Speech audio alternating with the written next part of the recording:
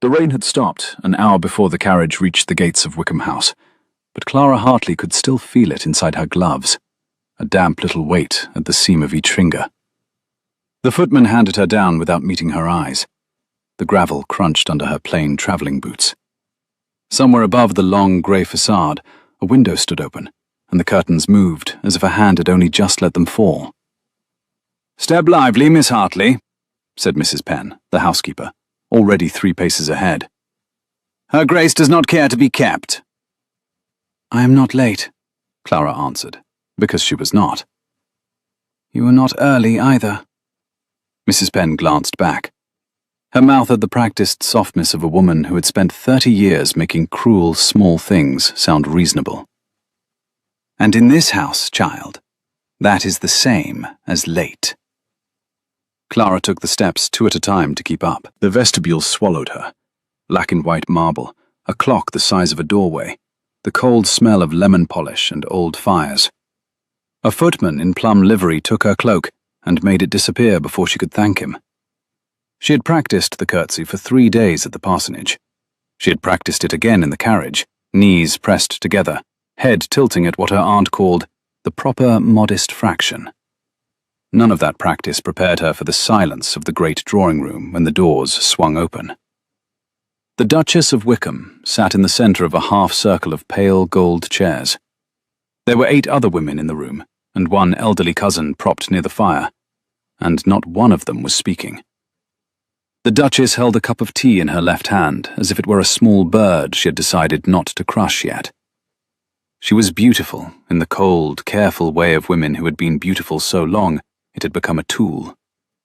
Her hair was the colour of new pewter. Her eyes did not blink as Clara entered.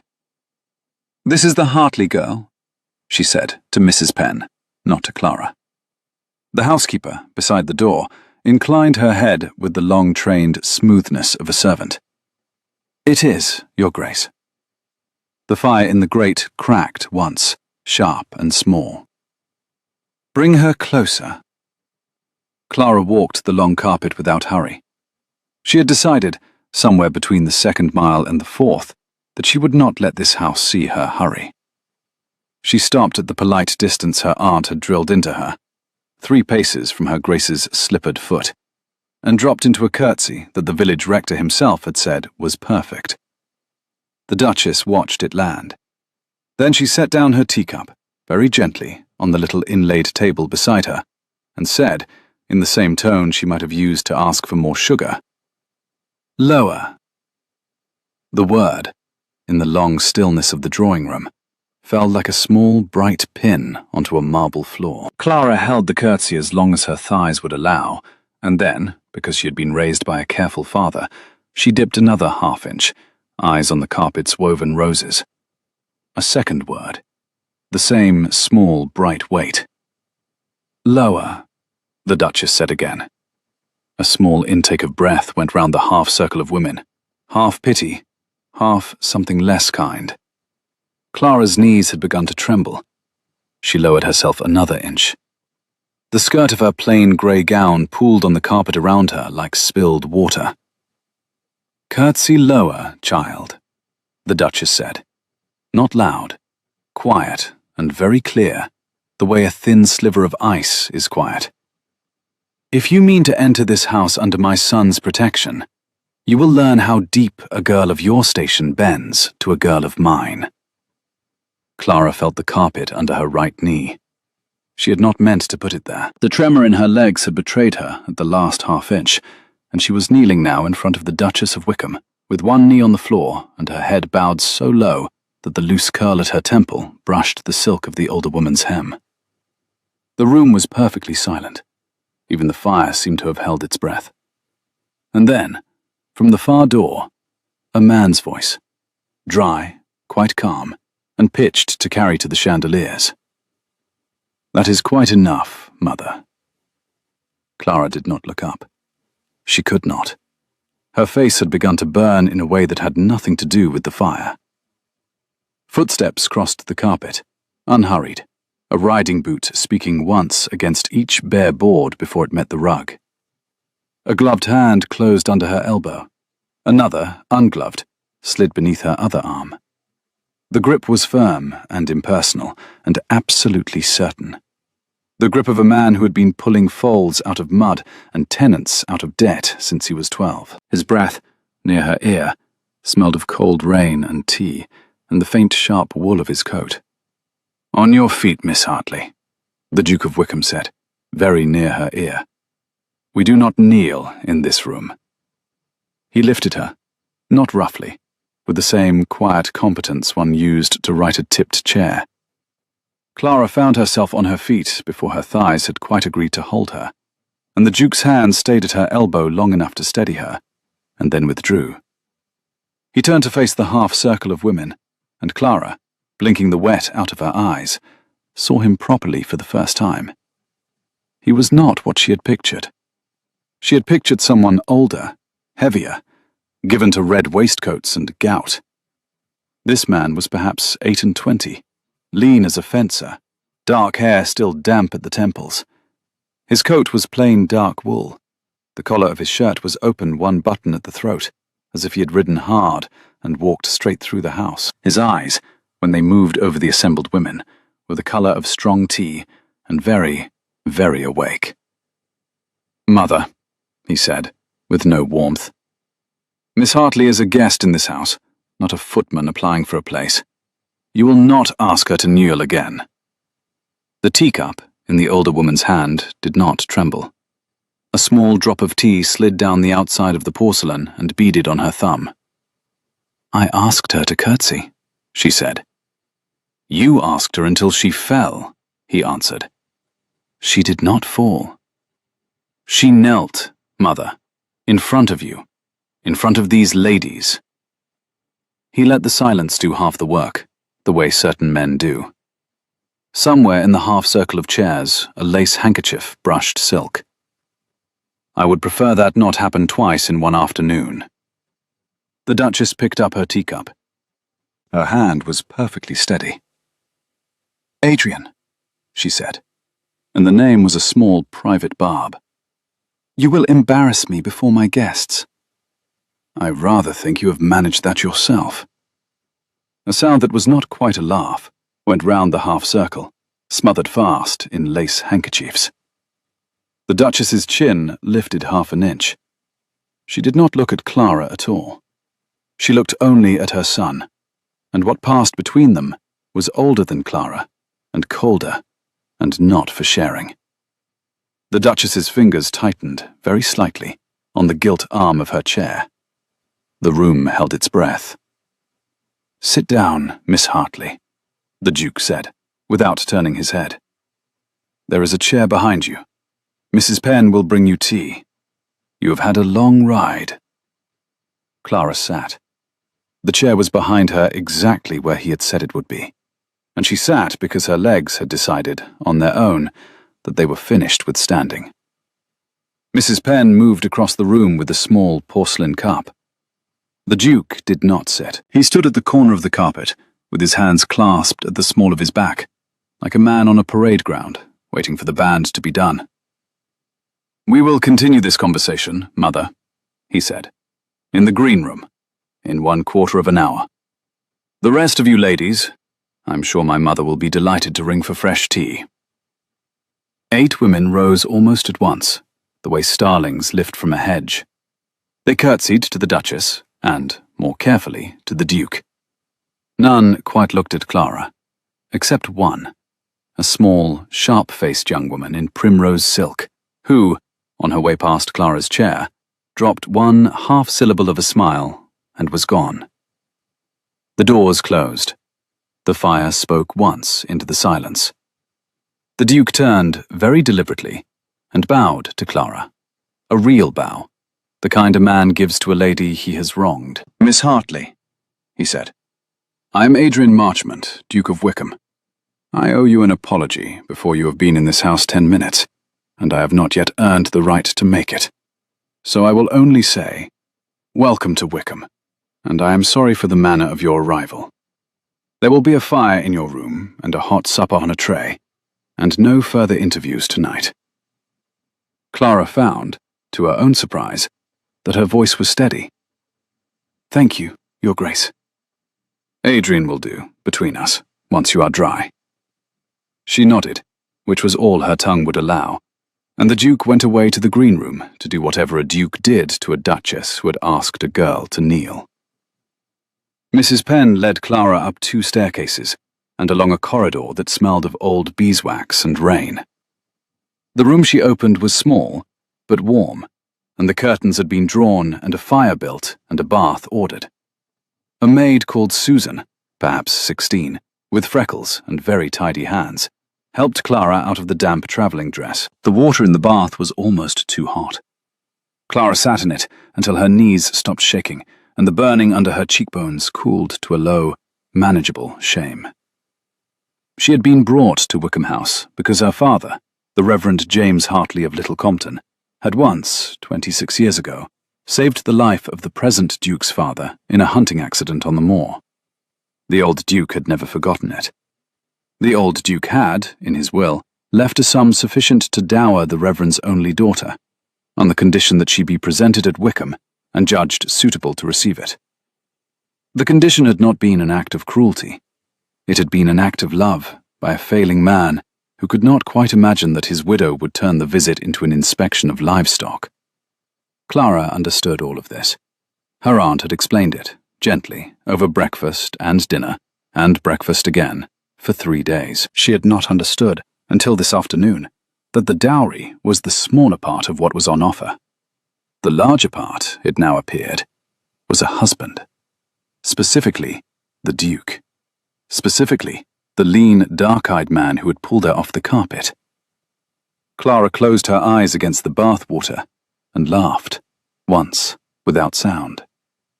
She had been kneeling at his mother's feet for less than a minute, and already she could feel the shape of the trap closing around her. Stay and be measured. Leave and forfeit the dowry her father had been promised. And either way, learn very quickly how the women of this house intended to teach a parson's daughter her place. She was tired. She was also, she realized, no longer afraid. Downstairs in the green room, the door clicked shut behind the Duke, and the Duchess took a slow seat by the fire. "You insulted me," she said. The green room fire was newer than the drawing room fire, and brighter. The light off it flickered on the silk wallpaper in a fast, restless pattern. "I corrected you," he answered. "Before the Carstairs and the Ledbury girls and Lady Frances Vane, before whom exactly is not the point." "Adrian." "Mother." He did not sit. He stood at the mantel and rested one hand on the cold marble. The stone was smooth under his palm, and very old. "You will not ask that girl to kneel again. She is the daughter of a country parson." He did not turn. He spoke to the fire. "She is the daughter of the man who saved my father's life. She is also, as I understand it, the residual legatee of an estate my father intended she should inherit in full if your conduct in this matter proved less than honorable." The Duchess's eyes flickered, once, fast. "My conduct," she said, "has been impeccable." "Your conduct has been theatrical, which is a thing my father warned me against in his last letter." "You have read me your father's letter once a week for 4 years. "Then perhaps it has begun, at last, to sink in." She set the teacup down. She rose. She crossed the room with the small, precise steps of a woman who had been taught to walk that way before she'd been taught to read. At the door she stopped, one hand on the polished brass. "You will not marry her, Adrian. I have invited Lady Frances Vane to stay through the month. You will not marry her." "I have not asked her, Mother. She has been in this house 90 minutes. I have not asked anyone." "You will not marry her." "I will marry," he said, after a measured beat. "The woman I judge most likely to make Wickham survive me, whoever she happens to be. Good night." The Duchess went out. The door closed. The Duke remained at the mantel for a long time, staring into the low banked fire, listening to the rain that had begun again at the window. He was thinking, although he would not have admitted it to himself yet, of the way the loose curl at the girl's temple had brushed the hem of his mother's gown. He was thinking of how steadily she had said thank you. He was thinking that he was very, very tired of being the only person in this house who knew how to lift somebody to their feet. Clara woke before the maid came up. The fire had burned low, and the bedroom smelled faintly of cold ash and lavender.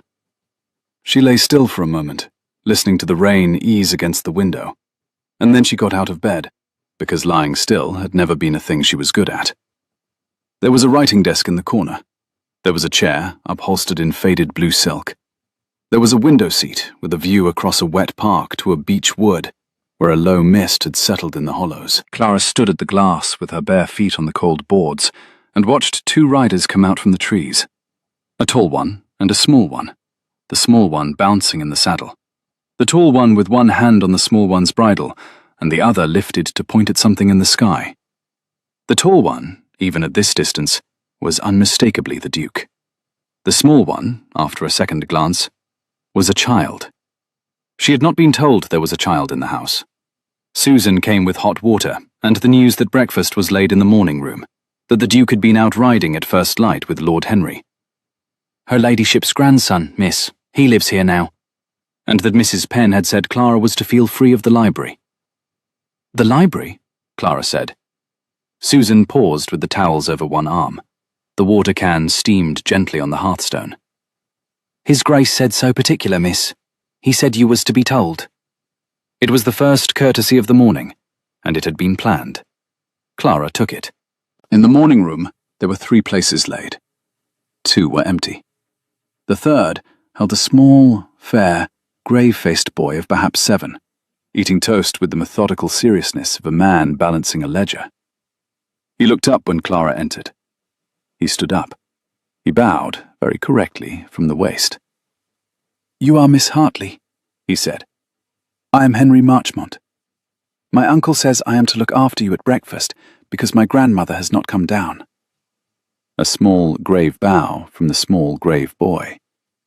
The room smelled of warm chocolate and toast, and the sharp green of box hedge cut at first light.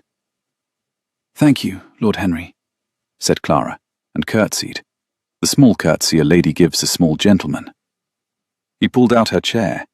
He had been taught by someone good. He poured her chocolate and pushed the toast rack towards her elbow. His fingers were small and tidy, and there was a faint smear of ink at the side of his thumb, where his tutor had not, that morning, scrubbed hard enough. "Did my grandmother make you kneel?" he asked, without any change of tone. Clara set down her cup. The porcelain clicked once, soft, against the saucer. "She asked me to curtsy low," she said carefully. "Yes," Henry said. "She does that. I think it is because she is angry that my papa went away and left me here. I do not think it is because of you." It was the most honest thing anyone had said to Clara since she had got into the carriage at the parsonage. She did not know what to do with it. She picked up her cup again to give her hands somewhere to be.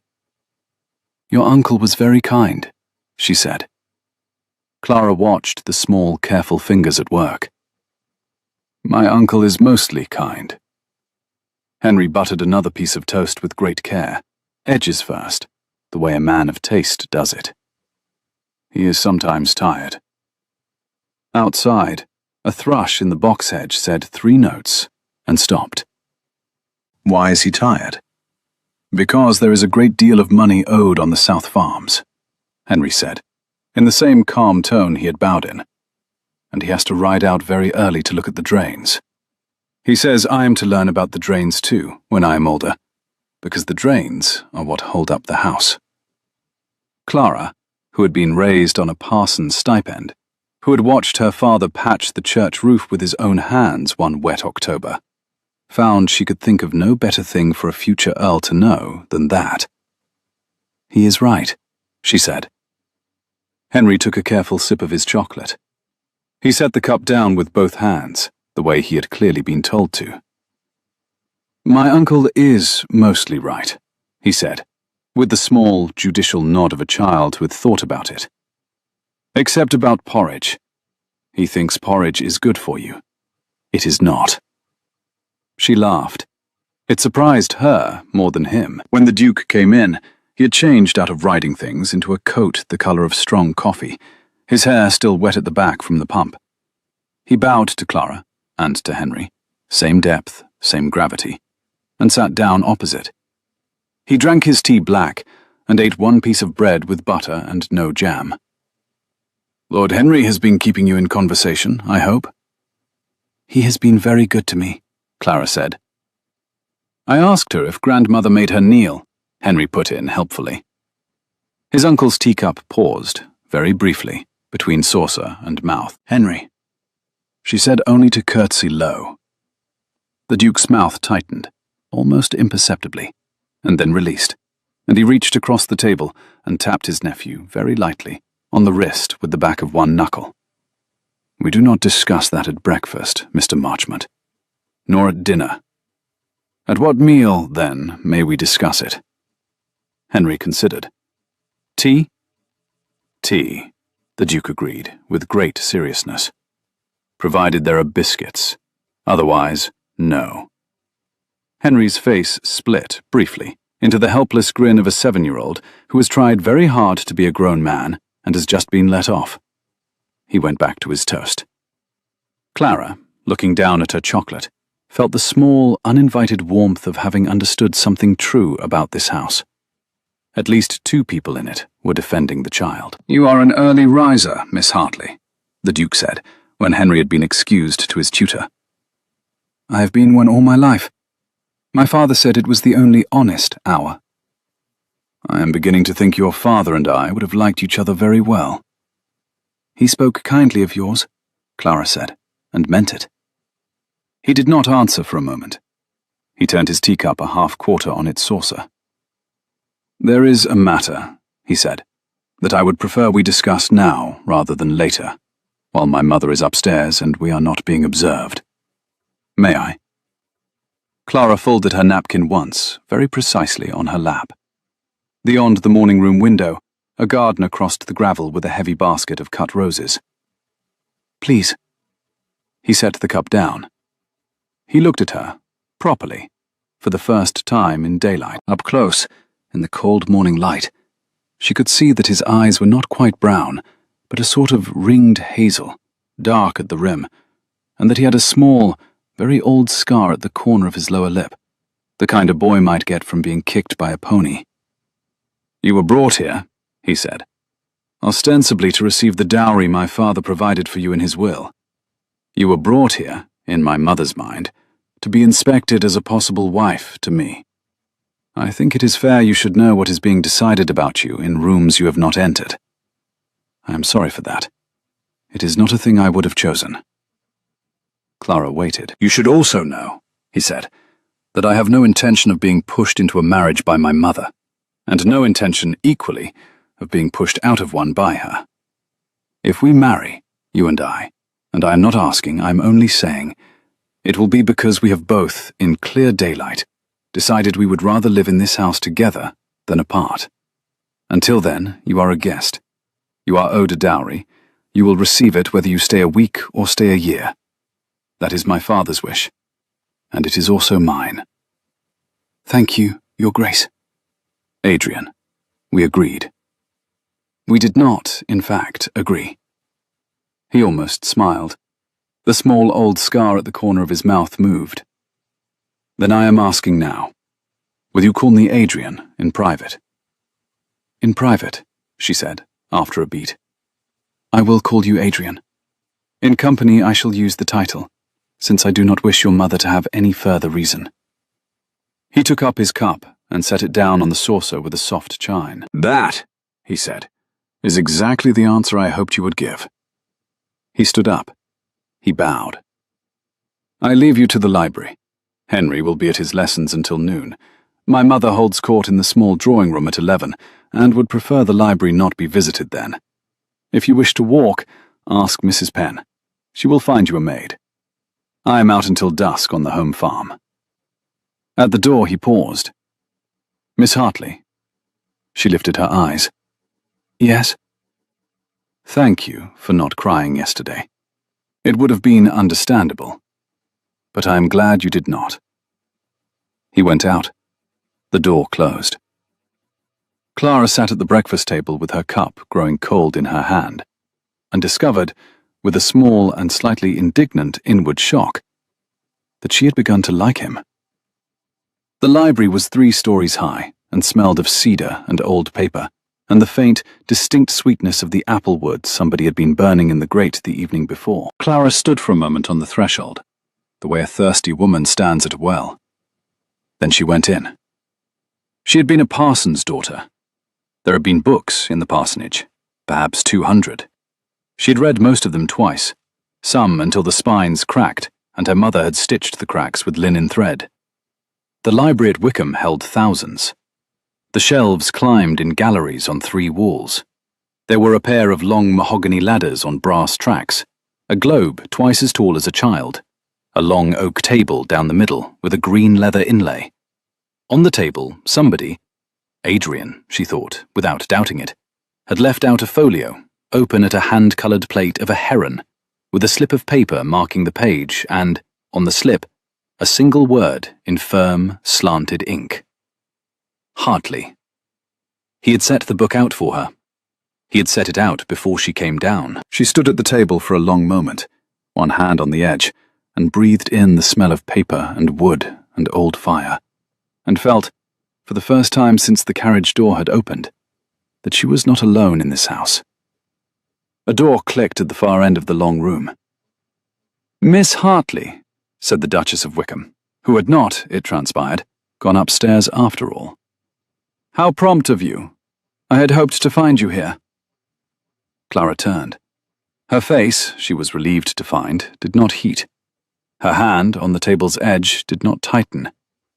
The night had given her something, a small, hard kernel of inward steadiness, and she felt it sit, now, just beneath her breastbone. "Your Grace?" The older woman's slipper made no sound at all on the long carpet. The smell of cedar and old paper followed her. "My son tells me," the Duchess said, walking towards her down the long carpet, "that I'm to treat you as a guest in this house. I always treat my guests with great care. I thought we might have a short, friendly conversation about what guests in this house do and do not do." "Of course." "You will not, for example, walk alone with my son?" "I had not proposed to." A coal in the grate cracked, sharp and bright. "You will not ride out with him?" "I do not ride." "You will not dine with him without other ladies present?" "I have not yet dined at all." "And you will not, Miss Hartley?" The Duchess had reached the end of the table. She laid one slender white hand on the back of a leather chair. "Encourage in him the slightest impression that the daughter of a country parson might be a suitable Duchess of Wickham." Clara held her eyes. "And what shall I do, ma'am, if the impression is his and not mine?" The Duchess smiled. It was a perfectly composed smile, the kind a portraitist might have painted in 10 quick strokes. Her gloved hand tightened a quarter of an inch on the chair's leather back.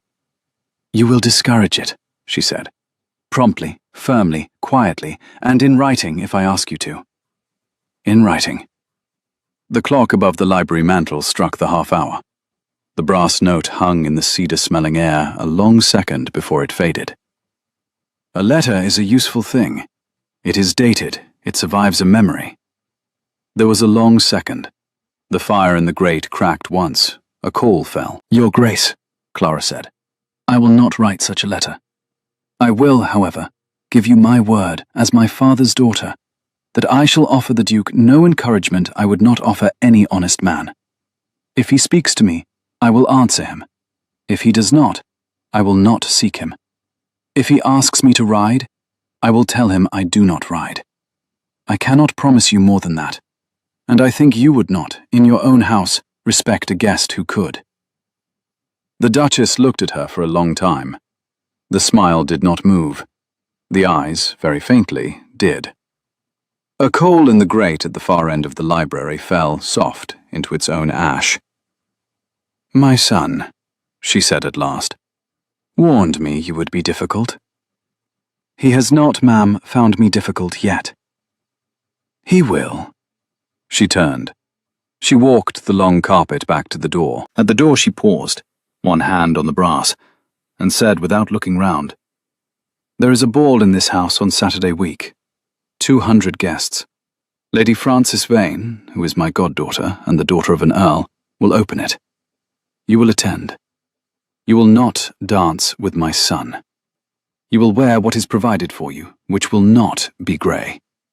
Mrs. Penn will see to the gown. Good morning, Miss Hartley." The door closed. Clara stood for a long time at the table, with her hand on the open folio of the Heron. Then, very carefully, she turned the page. There was a plate of a kingfisher beneath. Below it, in the same firm, slanted hand, a second slip of paper, dated that morning. If you are reading this before noon, the kingfisher is on the river below the south meadow. Take the path past the chapel. He is usually there until the heat. A. Clara folded the slip into the small inner pocket of her gown. She left the library. She found Mrs. Penn. She asked for a maid, a cloak, and the path past the chapel. She did not, at any point that morning, write a letter. The path past the chapel ran along a low stone wall thick with cushions of yellow moss. The maid, Susan, walked 10 paces behind, as Mrs. Penn had instructed, and pretended to be very interested in a hedge. The sun had at last come out. The whole park was steaming. Clara could smell wet beech leaves and the cold sweetness of the river before she could see it. The Duke was sitting on a flat grey stone above the bend, in his shirt sleeves, a coat folded on the moss beside him. He did not turn when she came up. He lifted one finger, very slightly, and pointed. The kingfisher sat on a willow root not 10 yards out, holding itself absolutely still above the dark, slow water. Even in the shadow, it burned blue. Clara stopped where she stood, because she had been told to. It dived. It came up with a small silver thing in its beak. It flew, in a low straight line, into the dark of the willow on the other bank, and was gone. "Oh," Clara said, quite quietly. "That is, in fact," said the Duke, "the correct response." He stood up. He shook out his coat. He did not put it on. "You have a maid," he observed. "Susan, my grandmother's orders." He almost smiled. The breeze off the water lifted a thread of his still damp hair and laid it back down. "My mother's. I forgive her, since the maid is 12 yards off, and I asked you to come somewhere we could not be observed." He glanced over Clara's shoulder. "Susan!" The hedge produced a small, startled rustle. "Your Grace?" came a small voice from behind a hedge. "Sit on that bench in the sun. Eat the bread and cheese you have in your pocket. If anyone asks, Miss Hartley and I were always within your sight." "Yes, Your Grace." A short, conscientious silence followed, in which Susan was clearly preparing the correct answer. Was she, in fact, within your sight? "Always, Your Grace." Excellent. The lie is more convincing if the answer comes quickly. Go and sit. He turned back to Clara, who was watching him with the careful, sideways attention of a woman trying to decide whether to be amused. "I am not corrupting your maid, Miss Hartley. I am only conserving her energy. She has been instructed to give my mother a full report of this conversation. She will give one. It will be a slightly edited one." "You bribe your servants in bread and cheese, Your Grace." "I bribe my servants in whatever they will accept. Mrs. Penn requires brandy, my undercoachman requires Tuesday afternoons off, and Susan requires bread and cheese. It is a system."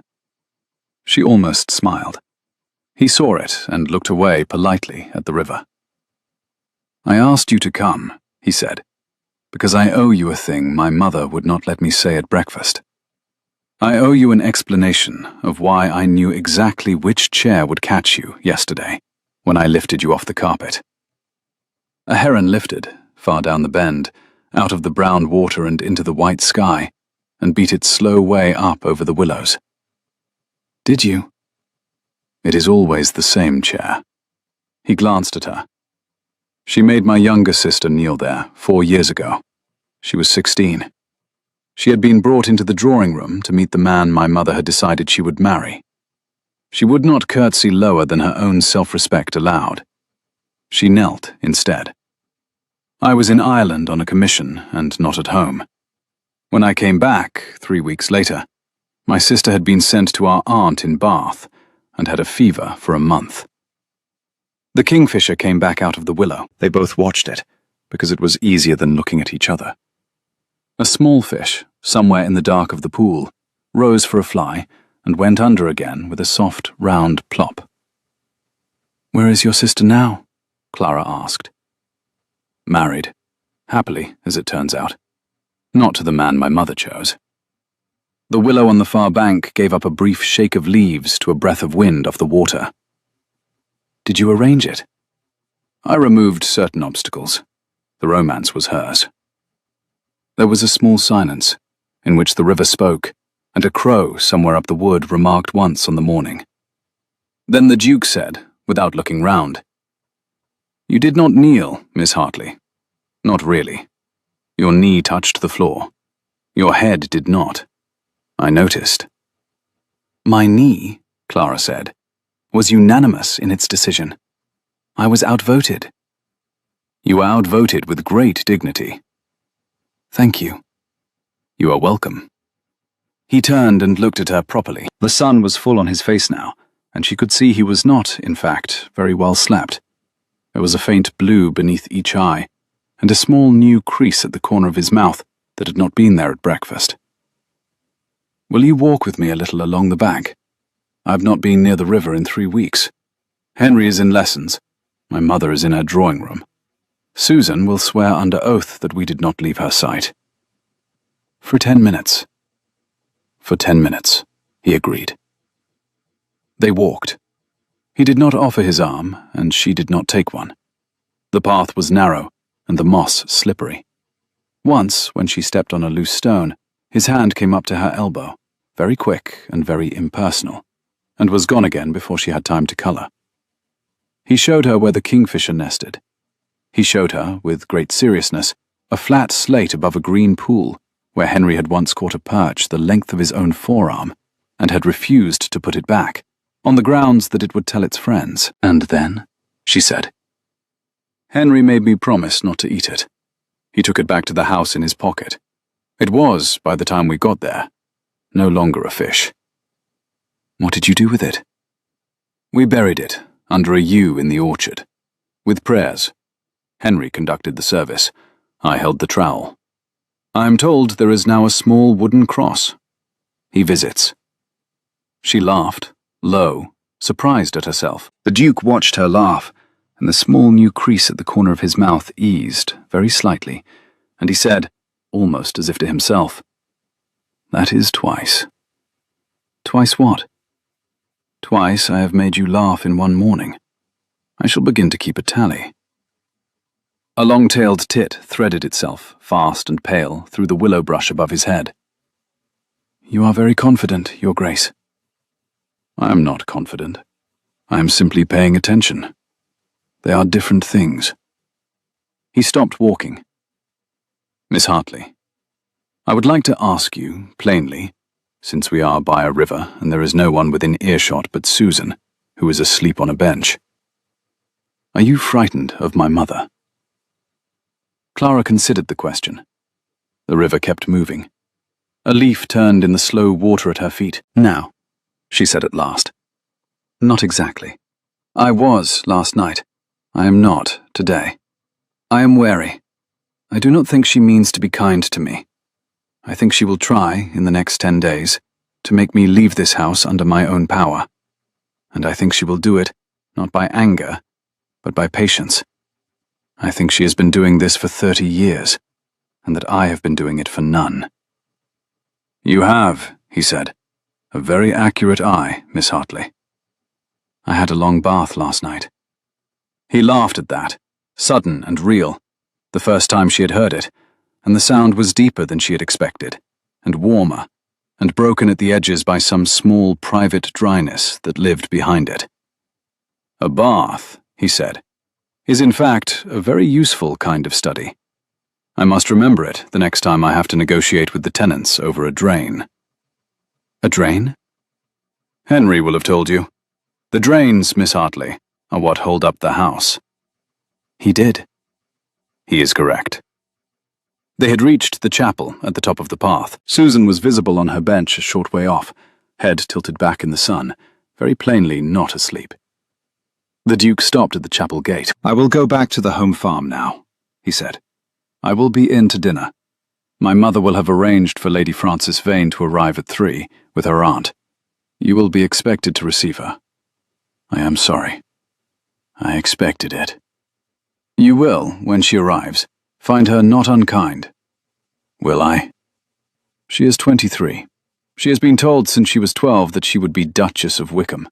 She has herself no opinion in the matter. She is not stupid. She has a horse she loves, and a sister who teases her, and an embroidery she keeps in a brown silk bag. She will not, I think, be your enemy. My mother will try to make her so. Resist that, if you can. I am not asking you to be friends. I am asking you not to be cruel. I am not, as a rule, cruel, Your Grace. I had already noticed that, he said. It is, in fact, the principal evidence in your favor. He bowed. He went away across the field, walking fast, coat slung over one shoulder, the white of his shirt very bright against the wet green. Clara stood at the chapel gate, with Susan trotting up behind her, and she found she could feel her own pulse in her wrists, and she could not say with any certainty whether that was a good thing or a bad.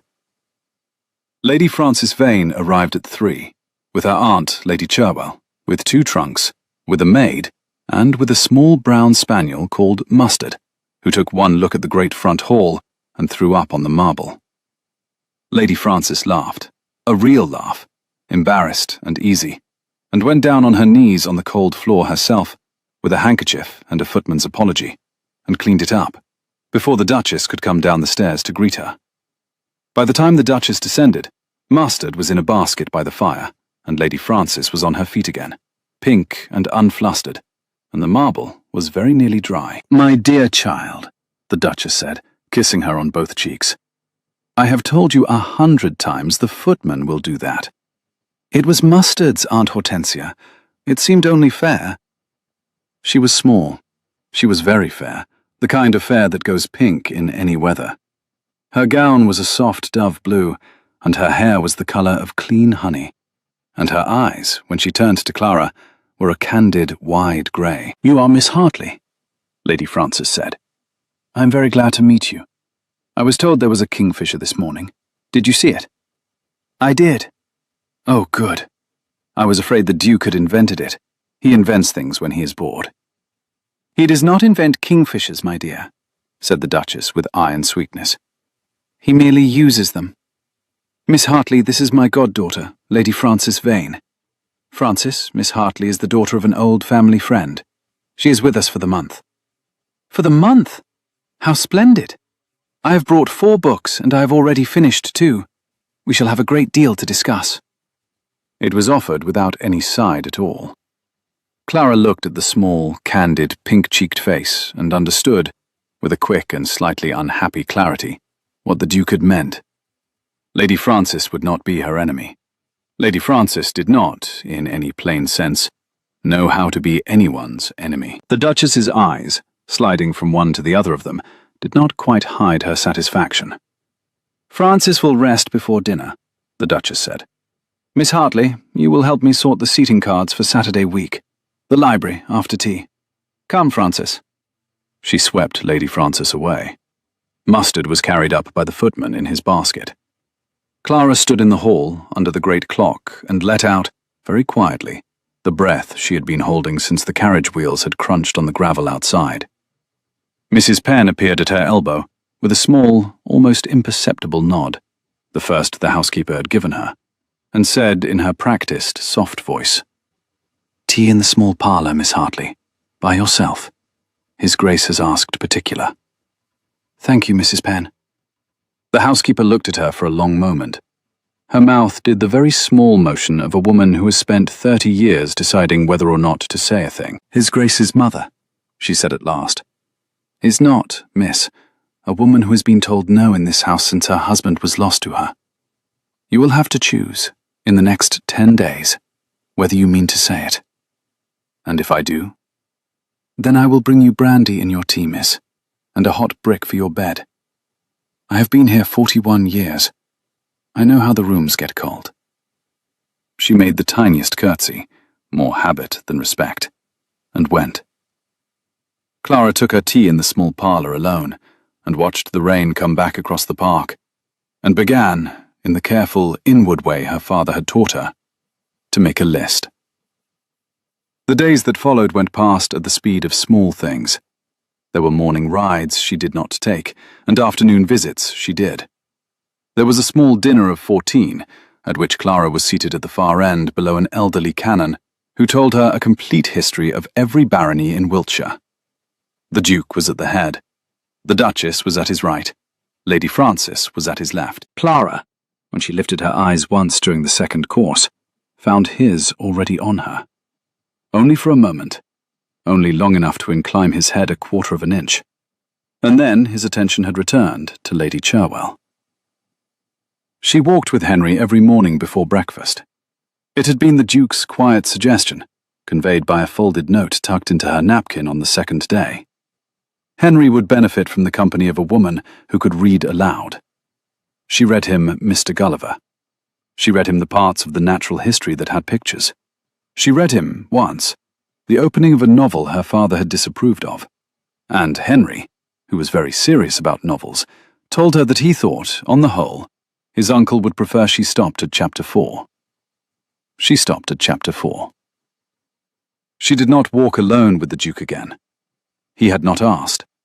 She had not, when twice she might have, contrived to be where he would be. The Kingfisher returned, on Saturday morning, to the willow root. Susan, sent on a small errand to the river to look for moss for a flower arrangement, reported the news to Clara at the breakfast table. Clara folded her napkin and went on with her tea.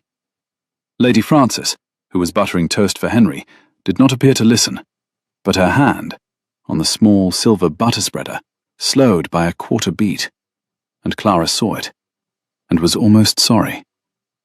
It was, Clara thought, the loneliest morning she had spent in her life. The ball was on the Saturday after that.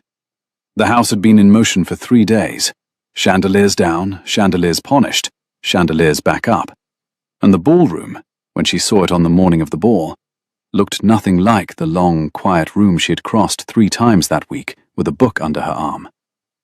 It looked like a room from a story. The dress Mrs. Penn brought up to her room at 6 was a pale primrose silk, very plain, very well cut. It was not grey. It was not, in fact, a colour Clara had ever owned. She stood in front of the long glass in the dressing room and let Susan tie the small velvet ribbon under her bodice, and looked at the woman in the mirror with the kind of polite, cool interest one might use for a stranger seen across a square. The woman in the mirror was tall. The woman in the mirror had her father's level eyes and her mother's mouth, and a small, steady colour in her cheeks that had nothing to do with rouge. The woman in the mirror, Clara realised after a long moment, looked like a duchess. "Susan." The maid's freckled face appeared in the glass behind her. "Miss?" "Tighter." Susan's hands hesitated at the ribbons. The fire in the dressing room threw small, warm shadows on the wall. "I have it as tight as it will go, miss." "Tighter still." Susan tightened. The bodice took half an inch off the waist. The line of the dress went, suddenly, very clean. "Now the pearls." "Her Grace did not send pearls, miss." "My mother's pearls. The small grey ones, in the velvet roll at the bottom of my trunk." Susan brought them. They had belonged to Clara's mother, and to her mother's mother before her, and they were not particularly fine, and they were the colour of the river at dusk. Clara fastened them herself. They sat against her throat like a small declaration of where she had come from. "There," she said. Susan looked at her, then looked again, and then said, in a tone of pure and slightly awed surprise, "Miss, they will not know what to do with you." The carriages had been arriving since 7. By 8:45, the great staircase was full of light and people, and the ballroom had begun to fill, and the music had begun. Soft at first, a quartet on the dais by the long windows. Clara came down the staircase with Lady Frances on her right and Lady Cherwell on her left, because the Duchess had so arranged the procession, and at the foot of the staircase the Duchess herself stood in cloth of silver, very tall, very straight, every inch of her stating without a word that the woman who had asked a parson's daughter to kneel 5.5 days ago had not, in the interval, changed her mind about anything at all. The Duke was beside her. He had on the dark blue coat that was the Wickham colour, and a plain white waistcoat, and a single ring on the smallest finger of his left hand that had been his father's. He was greeting guests. He had not yet seen Clara on the stairs. A footman passed with a tray of champagne. The crystal made a small, bright clink as he set it down on the side table. "Miss Hartley," said Lady Frances, very low, beside her. "You look beautiful. I mean it. I did not expect to." "That is the kindest thing anyone has said to me in a week." Lady Frances laughed, soft and surprised. "I had thought you would wear grey again. My godmother told me you would." "Your godmother is, on this one occasion, mistaken." They reached the bottom of the stairs. The Duchess turned, with the immense, unhurried turn of a ship coming about, and her eyes took in Clara, the primrose silk, the pearls at the throat, the line of the bodice that was not quite the line that had been altered, and a small, white tension showed at the corner of her mouth, and was, almost at once, smoothed away. "Miss Hartley," she said, "how pretty you have made yourself." "Thank you, Your Grace." "That is not, I believe, the silk Mrs. Penn fitted on you." "It is the same silk. It has been taken in by an inch." "By whose authority?" "By mine." The Duchess's eyes, very faintly, narrowed. "And the pearls?" "My mother's, Your Grace. She would have wished me to wear them." "They are quite small." "They are. They are also paid for." There was a beat. Behind the Duchess, the Duke had at last looked round, and his face, when he saw Clara, did the small, betraying thing faces do when their owners have not arranged them in advance.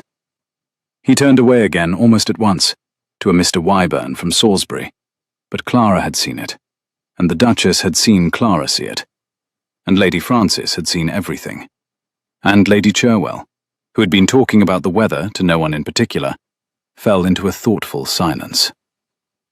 The first dance was a quadrille. The Duke led Lady Frances out. He danced well. She had not, before tonight, known whether he would. And Lady Frances danced like a girl who had been taught by an excellent master and never asked whether she wanted the lessons. They were a handsome pair. The whole room saw it. Clara saw it, and stood by a pillar with a glass of lemon water in her hand, and did not let her face change. When the quadrille was over, he brought Lady Frances back to our aunt and crossed the room to Clara without hurry. He bowed, the same bow, the same depth, and said very low, just under the music, "Will you take the next dance, Miss Hartley?" "Your mother has asked me not to." "I am aware of that." "I gave her my word I would offer you no encouragement. I would not offer any honest man." "I am, I hope, an honest man." "Your Grace." "Adrian. Tonight, especially. Please." She lifted her eyes. He was, in fact, the gravest she had seen him. "Adrian, if I dance with you tonight, your mother will not forgive me. I do not, for myself, care for her forgiveness. But Henry lives in this house, and Lady Frances is a kinder girl than either of us deserves, and the consequences will be paid by them, and not by us. I have thought of that, and I have decided the consequences will be paid by me. I am the head of this family. The cost falls on me. I have made it fall on me before, and the house is still standing. Will you dance?" It was not, in the end, a question. She set down her glass on the small marble side table. She put her hand in his. The music began. It was a country dance, the kind in which the lines crossed and the partners changed and crossed back, and so they were never very long alone in any one figure. And yet the room understood, immediately, what it was watching. The Duchess, beside her godchild, did not move. Lady Frances did not move. The elderly canon, who was sitting with the chaperons, lowered his glass of negus and stopped, at last, talking about Wiltshire baronies. Even Mrs. Penn, watching from the door, did not move. The dance ended. The Duke bowed. Clara curtsied. It was a perfectly ordinary curtsy, neither high nor low, the curtsy a lady gives a gentleman who has danced one set with her. The Duchess walked, very slowly, the length of the ballroom, and held out her hand to her son. The Duchess's silver gown caught all the candlelight at once as she moved. "Adrian," she said, "you will take me into the supper room." "Mother, now." He bowed to Clara, again no deeper than before. He gave his arm to his mother. They went out through the great double doors at the south end. The music began again. The dancing resumed. Lady Frances, after a small moment of looking at the floor, came over to Clara and took her arm, plain and easy. "You dance better than I do," she said. "Will you walk me to the lemonade, please? I am about to disappoint a great many people, and I should rather not do it on an empty stomach." "Lady Frances, honestly. We have a quarter of an hour, perhaps less, before my godmother comes back and decides what is to be done with me. I should like to use it, if you do not mind, to be friends." "I do not mind at all." "Good." She paused. "I have decided, by the way, about my godmother. I shall not marry your Duke." "He is not mine, Frances." "He is, you know," said Lady Frances, with the calm certainty of a girl who had been watching country dances since she was 9. "He has been since the second figure, possibly since the first. The room knew, I knew. I think even my dog knew, and my dog is in a basket 2 stories up. Lemonade, please." In the supper room, the Duchess of Wickham sat very still on a gilt chair, in cloth of silver, and the Duke stood opposite her with his hands clasped at the small of his back, and the small army of footmen withdrew to the walls without being told. "You danced with her?" The fire in the supper-room grate had been built up against the cold of the long marble corridors. The light off it lay warm and shifting on the cloth of silver of the older woman's sleeve. "I did." "You publicly chose her, in this house, in front of 200 witnesses, including the Earl of Cherwell's daughter." He did not look at the fire. He looked at the small portrait of his father above the chimney-piece. "I danced one set." "You danced the country dance, Adrian, not the cotillion. The country dance, a village dance, with a parson's child, in primrose silk that I did not provide, while Lady Frances Vane stood with her aunt by the pillar and watched. Lady Frances was, when I last looked, on the arm of Miss Hartley going for lemonade. They appear to be friends." "You will not marry her." He set his hand on the cold marble of the mantel. The fire warmed his fingers and did nothing for his face. "I am beginning to think, Mother, that I shall." The Duchess did not, this time, set down her glass. She held it. She held it for a long second, in which her hand did not tremble. And then she did set it down, very gently, on the little marble table beside her, exactly as she had set down her teacup a week before. "Then I will not, Adrian, be at the wedding." "That," he said, "is your prerogative." "And I shall, before that wedding, take steps." "Mother, I have taken steps before. You know it. I shall take them again." He looked at her for a long second. He had grown, in that second, very still and very white. "What steps?" She rose from her gilt chair. The cloth of silver caught the firelight and threw it across the polished oak of the supper table in a single bright line. "You shall see, in your own time, what steps," Go back to your country dance, Adrian. You have a guest waiting for lemonade. He went back. He had to. The night had to be finished, however badly it had begun.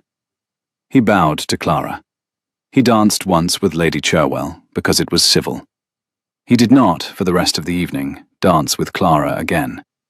He could not. The room had already seen what it had seen, and one more set would have been a vow. At 1 a.m, the last carriage rolled away under the porte-cochere.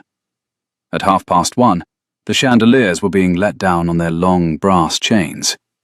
At 1:45, Clara, still in her primrose silk, came down the back stairs because she had not, in the noise and the music, been able to bring herself to undress. The Duke was in the small library by the green room, alone, with a single candle. He did not seem surprised to see her. He stood when she came in. He bowed. "Miss Hartley, you should not be here." "I know." "My mother has gone to bed. I asked Mrs. Penn." "You bribed Mrs. Penn?" "I gave her 10 minutes of company in the still room and listened to a story about her sister. It is, I find, the same system." He almost laughed. He did not, quite.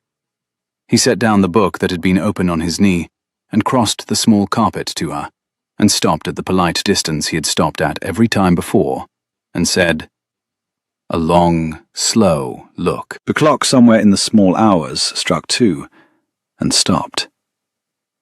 "What do you want, Clara?" It was the first time he had used her name. The fire spoke once between them, a small crack of pine resin in the grate, and the smell of it sweetened the cold air of the little library. She found her voice was perfectly steady, the way it had been the first night on the carpet, the way it had been at the river, the way it had been at the foot of the great staircase in her mother's pearls. The single candle on the small mahogany table guttered in some unseen draught. The shadows on the book spines slid an inch and held. "I want to know," she said, "what your mother meant by steps." He looked at her for a long time. The candle moved between them. "She means," he said at last, "that she has in a drawer in her writing desk a letter from your father to my father, written 4 months before my father was lost. It is a private letter between 2 old friends. My father loved it. He kept it under glass in his study. After his last illness, my mother took it down and put it in her drawer. I have never read it. She has, more than once, threatened to read parts of it aloud at dinner if I went against her wishes in some matter. I have always, until tonight, gone with her wishes in the matters she chose." "A letter," Clara said. "A letter." The fire whispered between them. A thread of smoke from the new coal climbed straight up the chimney throat. "From my father to yours?" "Yes." She rubbed the cold of her own palm with her thumb, very slowly, an old habit her father had teased her for as a child. "Why does it matter?" He was silent for a long time. He looked, in the candlelight, suddenly much younger than he was. The boy he had been at 12, Babs, when he had got the small scar at the corner of his lower lip. "Because in it," he said, "your father wrote to mine, not long before he was taken ill. A confession he had made to no one else. About a thing he had done when he was a very young man, before he was a clergyman, before he was your father. A thing he repented of. A thing he had no part of in the rest of his life. My father forgave him on the spot, by return of post, and the matter was set aside between them. Your father went on to be the man he was. My father went out of this world loving him. But the words are in the letter." "What words?" "I will not tell you," he said quietly. "Not because I do not trust you. Because they are not mine to repeat.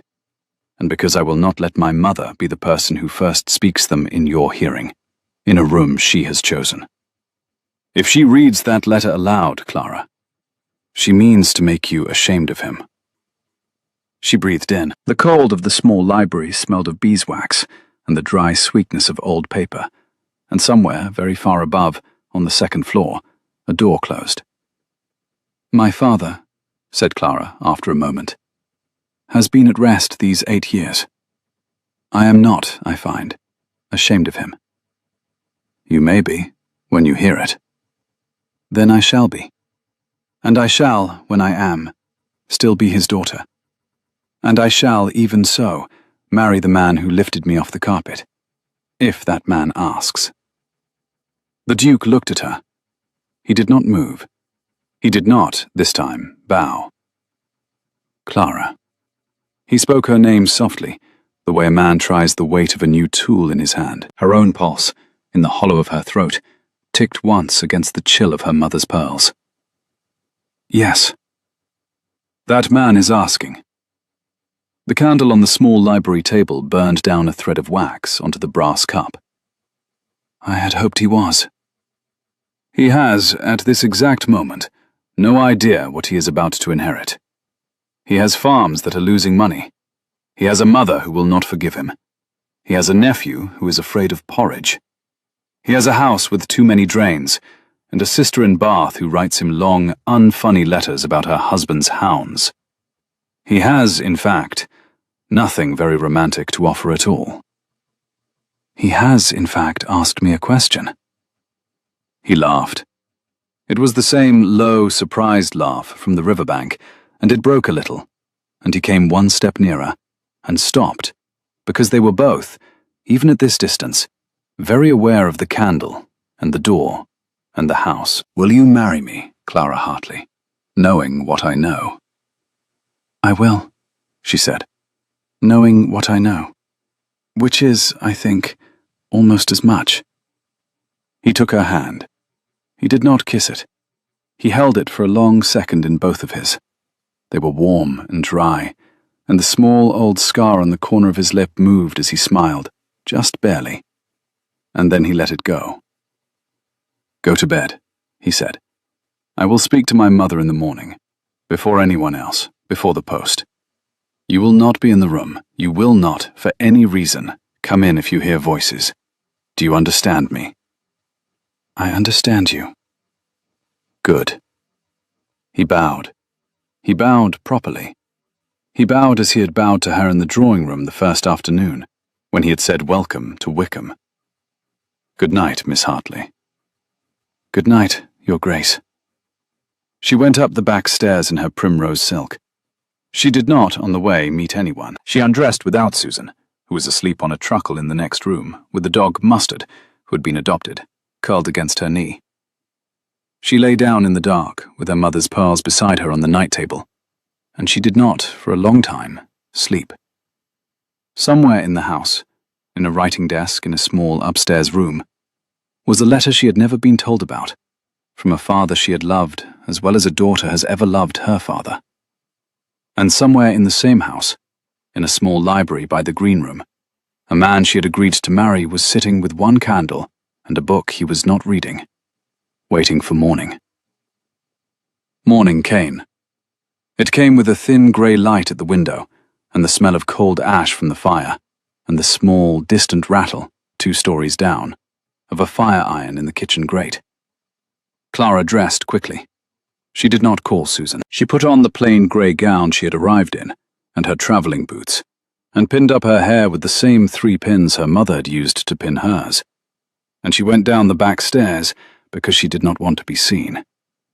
She did not, however, go to the green room. She went instead to the small upstairs writing room at the end of the long corridor, the one Mrs. Penn had pointed out to her on the first day, as her Grace's private morning room. The door was unlocked. The room was empty. The fire had been lit. The writing desk by the window was a small, bow-fronted thing in walnut, with 3 small drawers down the left side. Clara stood for a long moment in the doorway. She thought, very clearly, about what her father would have said about a woman who walked into another woman's writing room before dawn to look in her drawers. He would have said, she rather thought, but the matter was not as simple as it looked. She did not open the drawers. She crossed the carpet instead, and she sat down at the writing desk in the chair that was not hers, and she took up a clean sheet of paper from the rack, and she dipped a pen, and she began to write. Your Grace, I have not opened the drawers of this desk, I could have. I came down expressly to do it, and at the door I changed my mind. Whatever is in them is yours. It will remain yours. If my father wrote a letter to your husband, and your husband loved it well enough to keep under glass, then that letter is a thing between two old friends now beyond our reach. And I am not, even on my own behalf, willing to be the third party to it. I have, however, come here to say a thing your son has not yet had occasion to say in your hearing. I have, last night, accepted his proposal of marriage. I did so before I knew the letter existed, and I would do so again now knowing it exists. I do not know what is in it. I will not read it if you offer. I will not allow it to be read aloud at a dinner, in a drawing room, or in any other room of this house, in my hearing or out of it. If you choose to read it aloud anyway, I will leave the room. If you choose to publish it, I will not read the page. My father, Your Grace, was a man I knew. Whatever a younger man wrote about himself before he was that man does not, for me, touch him. I write this so that if you mean to use the letter against him, you may know in advance that it will not work upon me. I write it also because I owe you, as the mother of the man I am to marry, the courtesy of not being surprised by his decision in front of 200 guests. You were surprised once in this house, last night, by a country dance. It was not a kindness. I should prefer not to repeat the unkindness, even by accident. I shall be in the small parlour at 9. If you wish to speak to me before you speak to your son, I shall be there. If you wish never to speak to me again, I shall, as your son's wife, find that very sad. But I shall not, I think, find it surprising. I should like very much for it not to be so. Yours sincerely, Clara Hartley. She folded the sheet. She wrote Her Grace, the Duchess of Wickham, across the front in her best hand. She set the letter on the writing desk, square in the middle, where it could not be missed. She rose. She went out. She closed the door behind her without a sound. Down in the small parlour, Mrs. Penn was already there, banking up the fire, and she looked up when Clara came in, hard, and said, "Brandy and the tea, miss? And a hot brick for your feet?" "Yes, please, Mrs. Penn." She went out. She came back with the tea and the brandy and the brick, and arranged Clara in the wing chair by the fire. At the door, she paused. "His Grace has been in the morning room since 6. He does not, miss, know you are here. Her Grace has not yet come down." She closed the door. Clara sat with her hands wrapped round the cup and waited. At 9, the Duchess of Wickham came in. She had on a grey morning gown the colour of cold ash. She had a folded sheet of paper in her hand. Her face was very still and very white, and the small white tension at the corner of her mouth, which had appeared in the supper-room last night, had not, in the interval, gone. She closed the door behind her. She did not sit. "Miss Hartley." The older woman's voice was thinner than it had been the day before. The fire warmed neither of them. "Your Grace." "You did not open the drawers?" "I did not." "You wrote a letter instead?" "I did." "It is," the Duchess said, very slowly, as if she were turning the sentence over in her hand, the way one turns a thin piece of porcelain to look at the maker's mark. "A better letter, Miss Hartley, than I had supposed you capable of writing." "Thank you, Your Grace." The Duchess pressed one hand to her own throat, just at the small hollow above the silver chain. It was not exactly a compliment. I shall take it as one, nonetheless. There was a long beat. The Duchess crossed to the chair opposite Clara's. She sat down. She set the folded letter on her knee. She put her hands flat upon it. She did not, for a long second, look at Clara at all. She looked at the fire. "I had this morning," she said, "intended to do you a great deal of harm." "I know." "You will not, I take it, ask me what the letter contains?" "I will not." "You are certain?" "I am certain." "Why?" Clara set down her cup. She thought about the question. She thought about it properly, the way her father had taught her to think about questions. And then she said, "Because, Your Grace, what is in that letter is true, or it is not true. If it is true, my father confessed it to a friend before the end of his own life, and his friend forgave him, and the matter, as your son said last night, was set aside. If it is not true, then it is a young man's misremembering of himself, and ought never to have been written down. Either way, it is not, today, in this room, my business. It is not, today, in this room, yours either. It is, today, in this room, only my father's, and he has lain at rest these 8 years, and he has passed being defended by any letter I might write, or any drawer you might open." The Duchess did not move. "You are not," she said at last, "what I had thought you were." A long silence. The fire in the grate spoke once, soft into the silence. "I am, Your Grace, exactly what my father raised." "You did not know my father?" "No, I did not." She lifted her hands from the letter. She picked it up. She looked at it, once, as if she were not quite sure how it had come to be in her lap, and then, very deliberately, she leaned forward and dropped it into the fire. Clara did not move. She did not even breathe. The paper caught at one corner. The flame walked along the fold. The seal, which was an old red seal with a crest on it, melted and ran down and was gone. In a moment, the whole letter was a piece of black lace curling on the coals. And in another moment, it was nothing at all. The Duchess sat back. She closed her eyes. She looked, for the first time since Clara had met her, like a woman of 62 years, and not like a portrait of one. "I have," she said, "been a bad mother to my son for a long time. I knew it the day I took that letter out of its glass and put it in a drawer. I knew it again the day I asked you to curtsy lower. I have, in fact, known it for many years, and I have, for many years, found it easier to be ferocious than to be wrong." "Your Grace, please, let me finish. I am not, by training, a woman who finishes such sentences. I shall not, I think, manage another like it." She opened her eyes. She looked at Clara. "I shall be at the wedding, Miss Hartley. I shall sit in the front pew. I shall, in the drawing room afterwards, before whoever you have invited, ask you to forgive me, in the same voice, and in the same room, and in the same place where I ask you to kneel. That is the apology I am able to offer. It is not enough. It is what I have."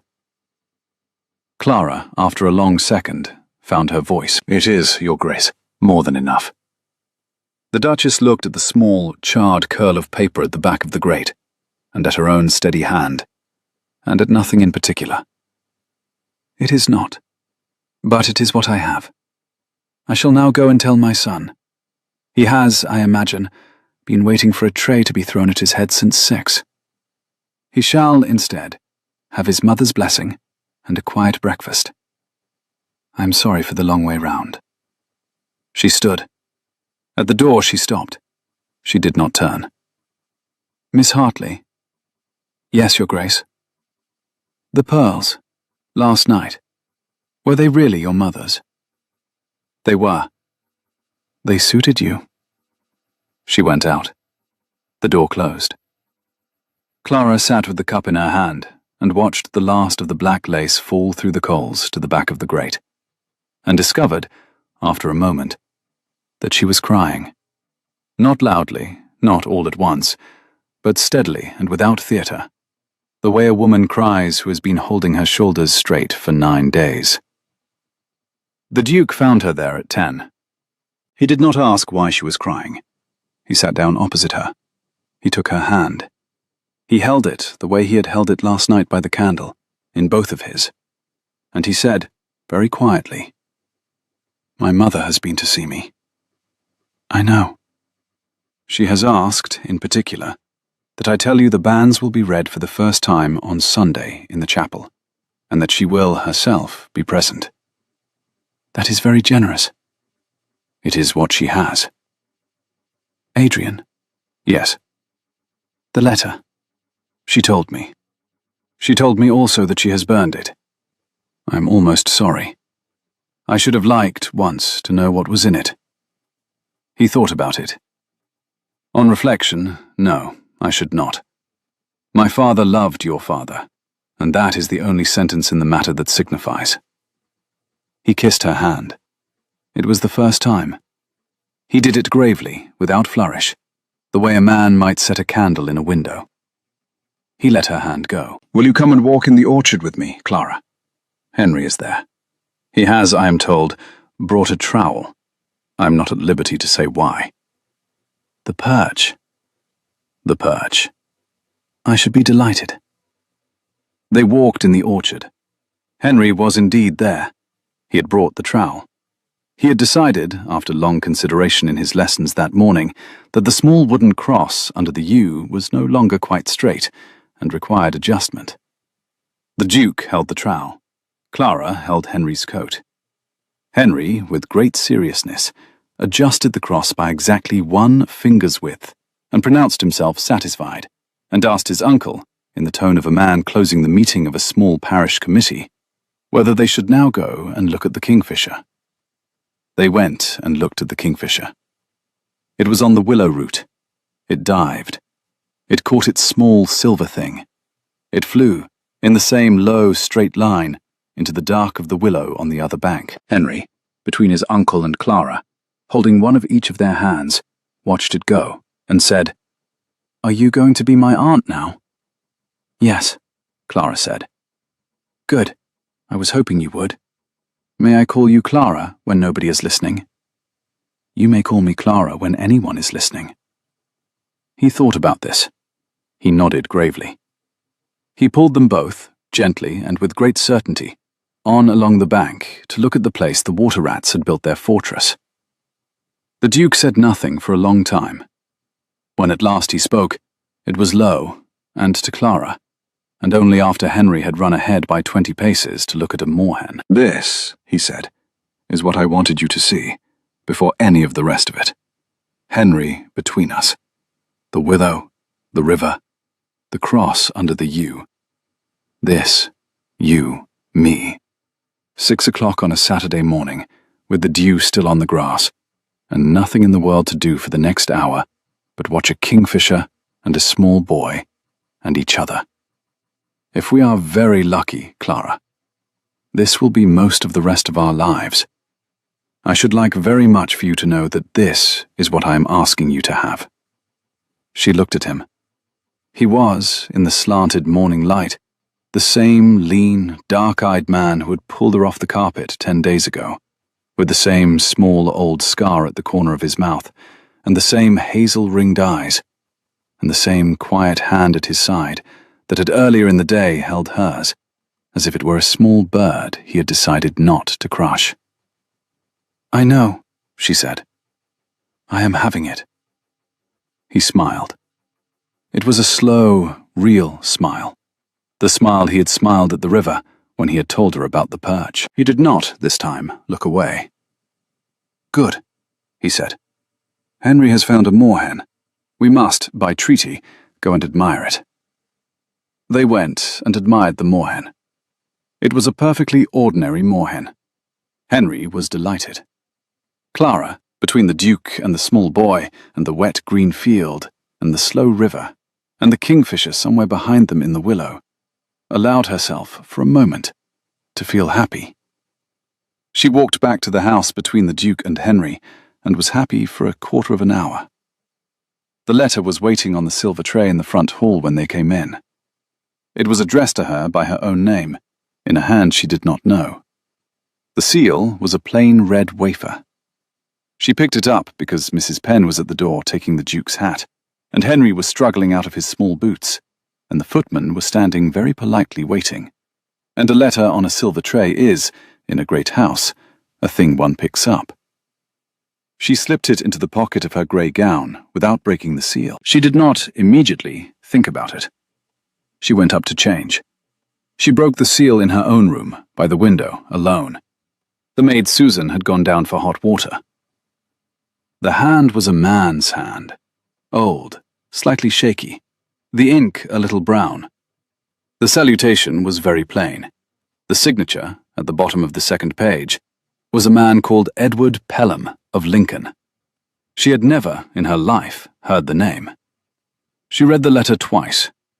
The first time she read it, standing at the window, in the slant of the morning sun.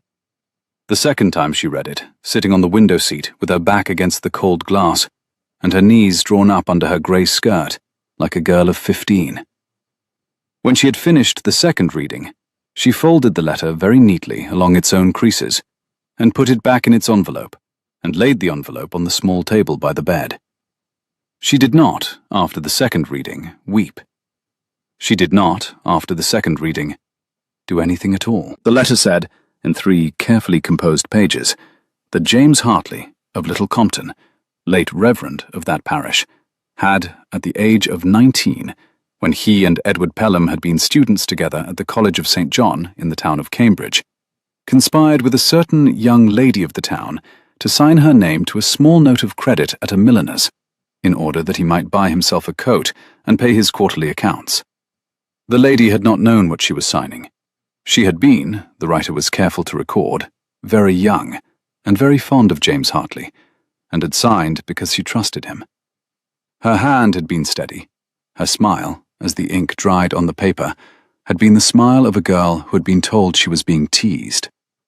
The note had been honoured by her father, who had paid it without question. The lady herself, finding out by accident 2 years later, had been gravely hurt, had broken off all correspondence with the said James Hartley, and had married a clergyman of her own choosing, and had lived, by all accounts, a long, quiet life in a small stone vicarage in the Fens.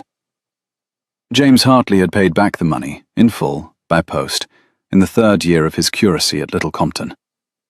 The matter, at the time, had been considered closed between gentlemen. The lady had now lain 6 years in her own churchyard. Her husband had lain 3. The letter's author, Edward Pelham, had been present at none of it, except at the original signing of the note in the milliner's shop, where he had stood, at 19, in the doorway, and had watched. He had said nothing then. He was saying everything now, because, he wrote at the bottom of the second page, it did not seem to him proper that a young woman should marry into the Wickham family in ignorance of the kind of man who had fathered her, nor that she should remain unaware of the particular debt her own existence owed to a woman now in her grave, whose name was never cleared. There was a postscript. The postscript said, in smaller handwriting, that the writer had no wish to make the matter public, that he did not propose to write to His Grace the Duke of Wickham, nor to His Grace's mother, nor to any newspaper. The postscript said that he had felt it sufficient to write to Clara herself. The postscript said that he wished her every happiness in her marriage. Clara sat on the window seat for a long time after she had folded the letter. The sun moved a little on the boards.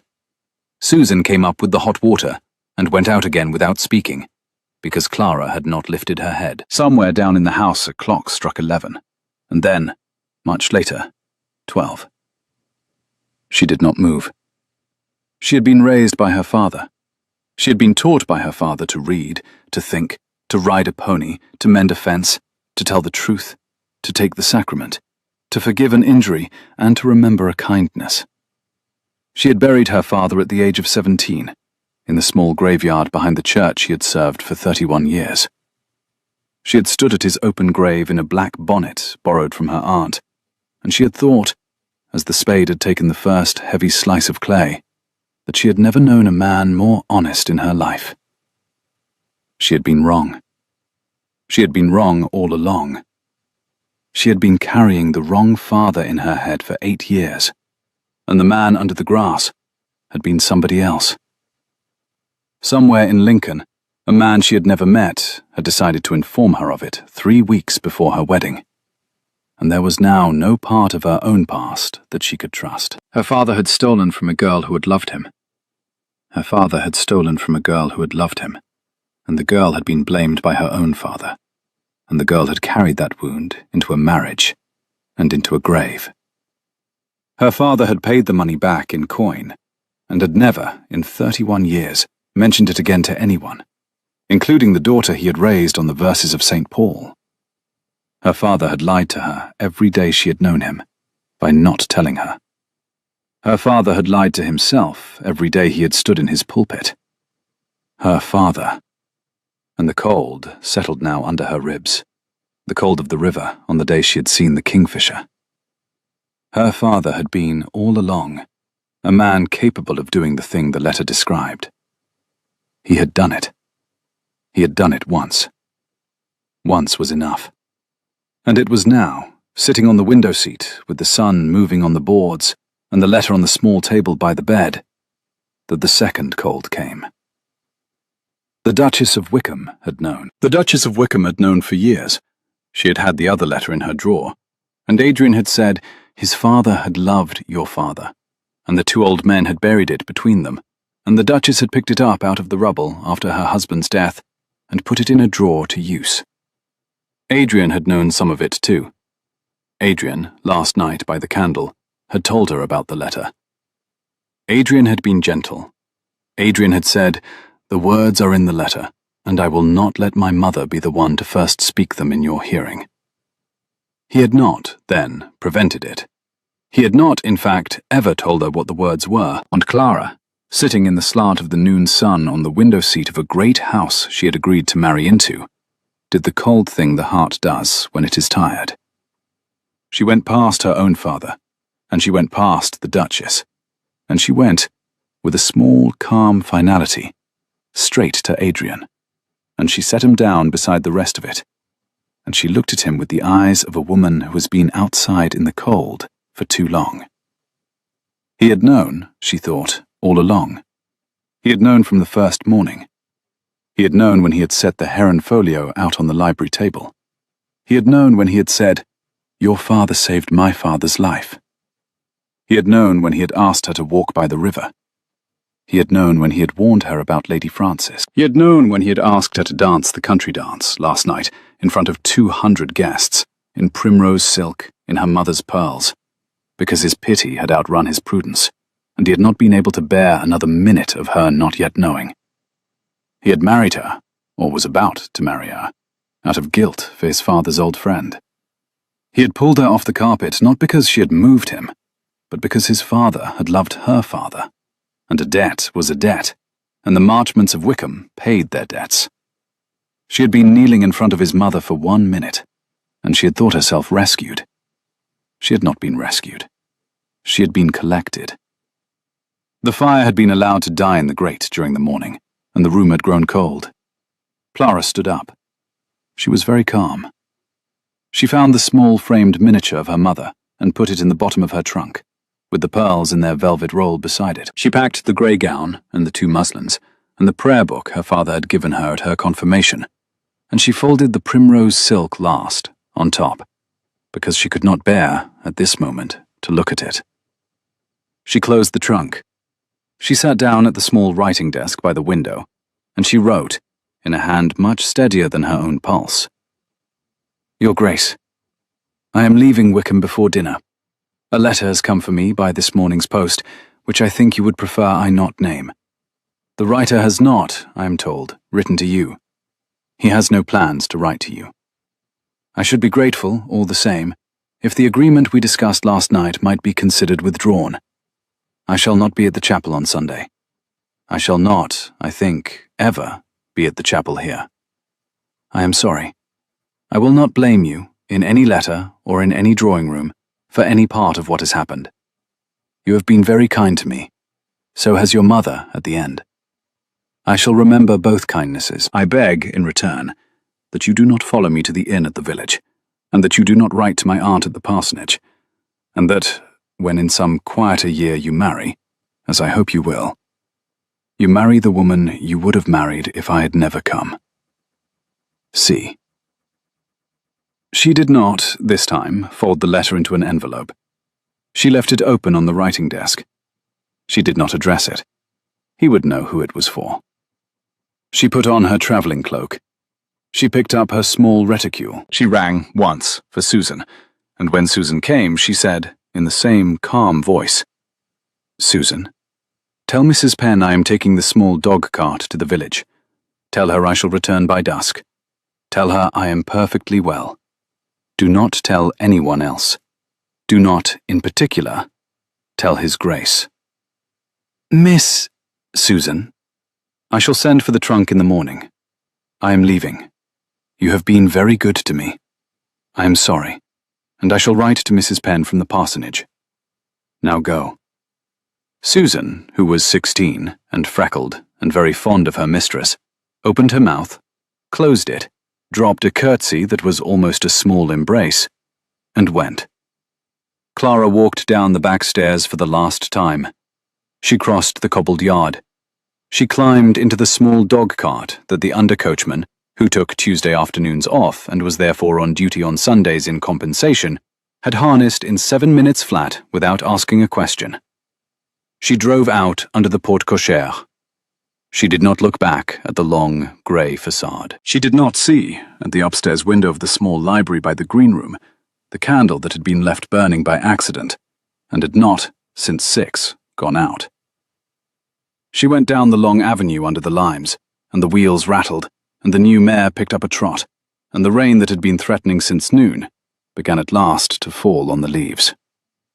The Duke came in at 4. He had been at the home farm.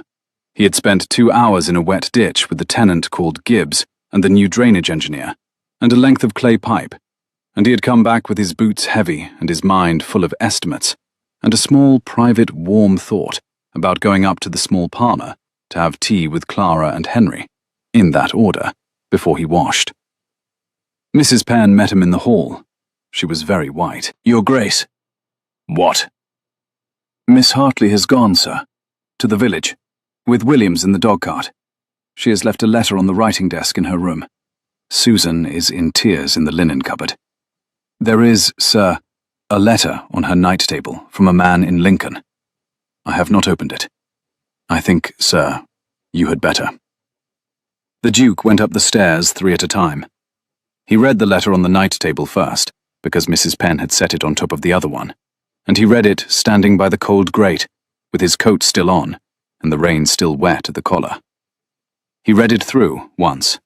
He folded it. He set it back where it had been. He read Clara's letter then. He read it twice. He set it down on top of the first, very square, and he stood for a moment with both hands flat on the writing desk and his head bent, and then, in a voice that did not lift, he said one short word that the housekeeper, who had followed him up the stairs and was standing in the doorway, did not pretend not to have heard. "Mrs. Penn." "Sir." "Have Black Charlie saddled. Have the travelling chaise harnessed behind me. I will be at the village in 20 minutes. Send a rider ahead to the inn now, to ask the landlord on no account to let her hire a chaise without my coming up. Tell him I will pay any fee he names." "Yes, Your Grace." "And tell my mother where I have gone, and why. And tell her also," here he made his voice very level, "that I am going to marry that girl, whether her father stole the moon out of the sky or not, and that if she has any other letter she has been keeping for the right moment, she had better burn it today before I come back, because if I find one, I shall not, this time, be civil." "Yes, Your Grace." He went. The chaise rolled out under the porte cochere 10 minutes later, and the rain came harder, and the avenue of limes was black now under the cloud, and the saddle horse went ahead at a long, easy canter, and the Duchess of Wickham stood at the upstairs window with her hand at her own throat, and watched her son go to fetch back the girl she had once asked to kneel. The Black Boar at the village was a small, whitewashed inn with a landlord called Mr. Trubshaw, who had been the undergardener at Wickham House before he had married the previous landlord's daughter, and who therefore, when the runner came up at 4:30, did not need to be paid any fee at all. He showed Clara to the upstairs parlour, and brought her a pot of tea and a covered plate of bread and ham, and he said that he was very sorry, ma'am, but that the post-chaise to Andover would not, on account of a lame leader, be available before morning. He bowed and went out. Clara sat in the upstairs parlour of the Black Boar, with her cloak still on, and her bonnet on the table, and the pot of tea cooling between her hands. And she did not, even now, weep. She had used up, on the window seat at noon, whatever it was she had to weep with. She drank a cup of the tea. She unbuttoned the cloak. She lifted the cover off the bread and ham. She had not eaten since 6. She had been wrong about her father. She had been wrong about her father all her life, and she had now to be a woman who had been wrong, and she was not, yet, very practiced at it. She had also been wrong, she thought after a moment, about Adrian. She had been wrong about Adrian in the slanted noon sun on the window seat. She had been wrong about him for 90 panicked minutes. She had decided, in those 90 minutes, that he had known and not told her. She had decided that he had married her out of guilt. She had decided that he had collected her, the way the Marchmonts collected debts. She had decided that the kingfisher and the perch and Henry on the riverbank and the candle in the small library had been a long and very gentle act of mercy by a man too well bred to refuse a duty. She had decided it because it was easier to be furious than to be the daughter of a thief. She set down the cup. She heard then a horse in the yard. She heard then boots on the wooden stair. The boots were running. The boots reached the landing. The door of the upstairs parlour opened without a knock, and the Duke of Wickham came in, hatless, soaked to the shoulder, the rain still running off his hair into the open collar of his shirt. He stopped in the doorway. He looked at her. He did not move. Clara? Adrian? He came in. He closed the door. He did not, at first, sit. He stood in the middle of the small room, with the rain dripping from his cuffs onto Mr. Trubshaw's clean floor, and he said, in a voice that was not quite his own, "I did not know." "You knew there was a letter." "I knew there was a letter that my father had loved. I knew there was a letter my mother kept in a drawer. I did not know what was in it. I have, before today, never read a single word of what is in it." He stopped. He turned, once, at the cold window, and turned back. The rain ran from his hair to his collar. "Your father and my father buried this between them in 1799, and neither of them ever spoke a word of it to a soul on the earth. My mother, who has hated almost everyone my father loved, found the letter in a drawer after his last illness, and kept it. The only thing she ever told me about it was that it would, one day, be useful. She did not tell me to whom. She did not tell me how. And you did not ask." "I did not ask." He breathed out. "I did not know, Clara, until I read the letter on your night table half an hour ago, that there had ever been a milliner's note in Cambridge. And I did not know, until I read your letter, what you had thought I knew." He came one step nearer. He did not, even now, reach for her hand. "I would have told you. I would have told you under a yew with Henry holding the trowel, if that had been the only way. I would not have let you walk down the avenue of limes in a primrose silk on Sunday morning, carrying it like a hidden blade in your sleeve. I am not, Clara, that kind of man." She did not answer at once. She looked at him. He was, in the doorway light of the small upstairs parlour, the same lean, dark-eyed man she had seen on the chapel steps, and on the riverbank, and at the foot of the great staircase. The small old scar at the corner of his lower lip moved a little as he spoke. "Sit down," she said. "You are dripping on Mr. Trubshaw's floor." He almost laughed. He did not, quite. He sat down on the edge of the wooden chair across from her. He did not, even now, reach for her hand. "I am sorry," he said. "I am sorry for what your father did, although it is not, properly, mine to be sorry for. I am sorry for what my mother did. I am most sorry that you have spent 4 hours sitting alone in a room thinking that I had known and not told you. That is the part of this afternoon I shall not, in this life, forgive myself for. because it was within my gift to prevent, and I did not. You could not have prevented a letter from Lincoln. I could have read the letter in my mother's drawer. I could have read it years ago. I knew it was there. I chose not to. I told myself it was none of my business. It was, in fact, exactly my business, the moment I picked you up off that carpet. He looked at her. I am asking, Clara, for another minute, in this room, of the patience you gave me on the riverbank. After that, if you choose to take the post-chaise tomorrow, I will not stop you. I have already paid Mr. Trubshaw to have it ready. I will pay also for the seat to Andover. I will, even, pay for the second seat to Little Compton, if you mean to go on.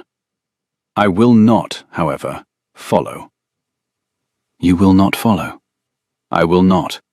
A man who has had to be told twice that he is wanted is not a man worth marrying.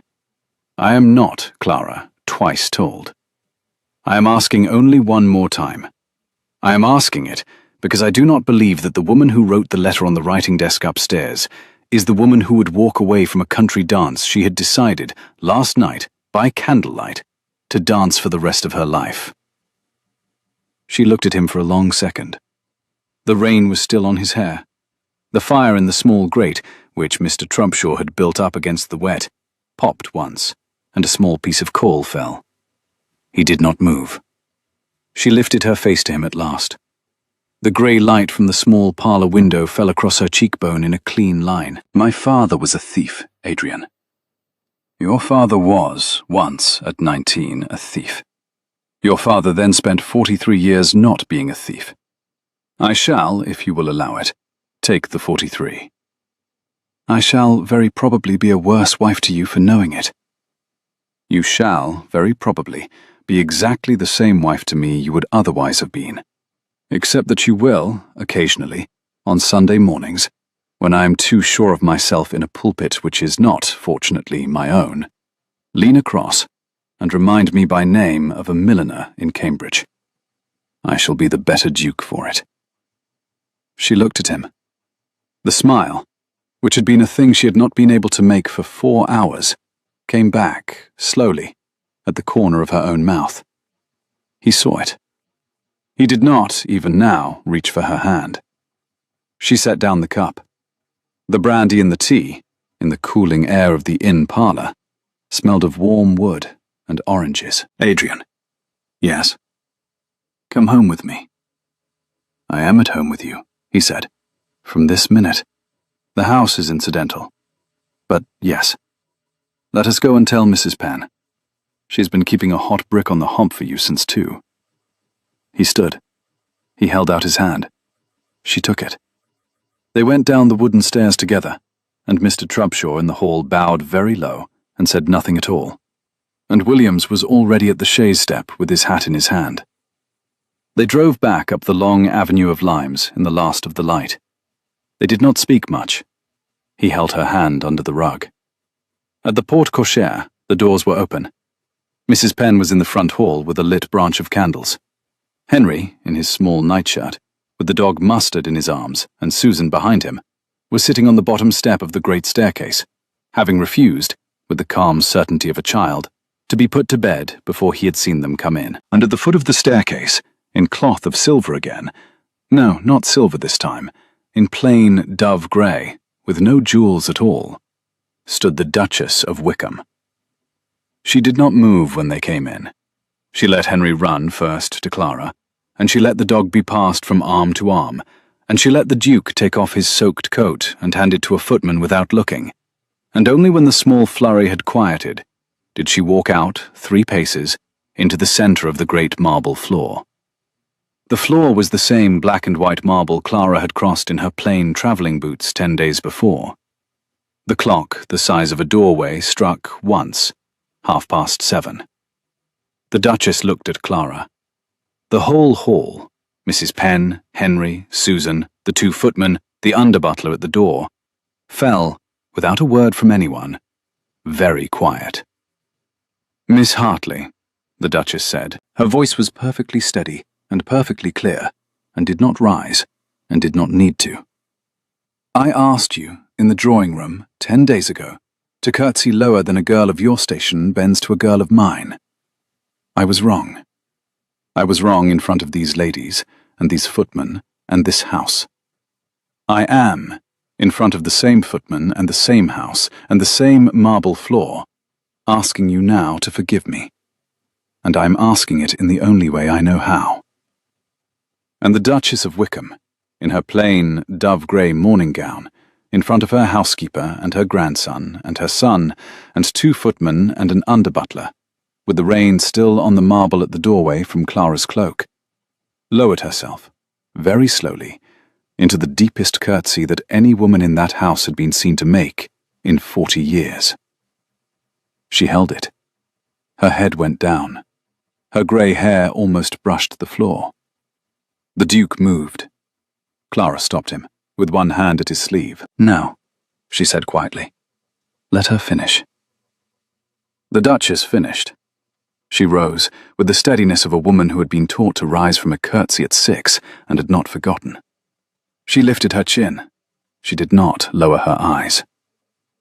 "Welcome home, Miss Hartley," she said. Clara crossed the marble to her.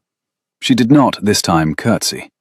She put her hands on the older woman's shoulders very gently, and she kissed her, once, on each cheek, the way Lady Frances had been kissed in this same hall a week ago. The Duchess closed her eyes. When she opened them, they were wet, and she did not pretend they were not. "Welcome home, Mother," Clara said. Mrs. Penn, at the side, dropped one small, fast curtsy of her own to nobody in particular, and turned her face away. They were married on the 3rd Sunday in October, in the small chapel at Wickham. The banns had been read 3 times. The Duchess sat in the front pew, in plain dove-grey, with Lady Frances Vane on her right, and the dog Mustard, by Henry's special request, in a basket at her feet. The Duke wore the dark blue Wickham coat with the single ring of his father on his smallest finger. Clara walked up the aisle in a gown of palest cream silk and her mother's small grey pearls, and she was given away by an elderly canon from Wiltshire who had, at the rehearsal, finally completed the history of the baronies. Henry was at the altar, with the rings on a cushion, which he did not, even at the most important moment, allow himself to drop. In the drawing room afterwards, before the assembled cousins and Lady Cherwell and the Carstairs girls and the new vicar from Little Compton, the Duchess of Wickham stood up at her own table, in front of her own people, and said, "I asked the bride, 10 days before this marriage, to curtsy lower than a girl of her station bends to a girl of mine. She knelt. I am ashamed of it. She has, since, forgiven me. I shall, with the rest of this family, spend the remainder of my days deserving the forgiveness. To my new daughter." The room rose. The glasses lifted. Clara, between her husband and a small boy holding a now empty cushion, lifted her own, and met the older woman's eyes across the long table, and inclined her head, very slightly, in the smallest curtsy of the throat that a duchess gives another duchess at her own table. Late that night, when the cousins had gone, and the candles had been put out in the great rooms, and Henry had been carried to bed, asleep with the dog under his arm, the Duke and the new Duchess of Wickham walked, alone, through the empty marble hall, to the door at the foot of the small back stairs. He stopped her at the door. He took her hands, both of them, in both of his. He looked at her in the small light of the single candle Mrs. Penn had left in a sconce. The hall behind them was dark, the great clock ticking on. The single candle and the wall sconce threw their shadows tall on the marble. "You are very tired," he said. "I am very married," she said. He smiled. The small scar at the corner of his mouth caught the candlelight. "Yes, there is that." "Adrian?" "Yes." "Thank you for pulling me to my feet." He smiled. It was the slow, real smile from the riverbank. The small old scar at the corner of his lower lip moved with it. "My darling," he said, "we do not kneel in this room." He kissed her hand. She kissed his. They went up the back stairs together to the warm light of their own door, and the candle in the sconce burned low behind them, and somewhere in the house a clock struck once, and the great marble hall, where a parson's daughter had once been asked to curtsy lower than her own self-respect, lay quiet and empty, and very plainly, at last, hers.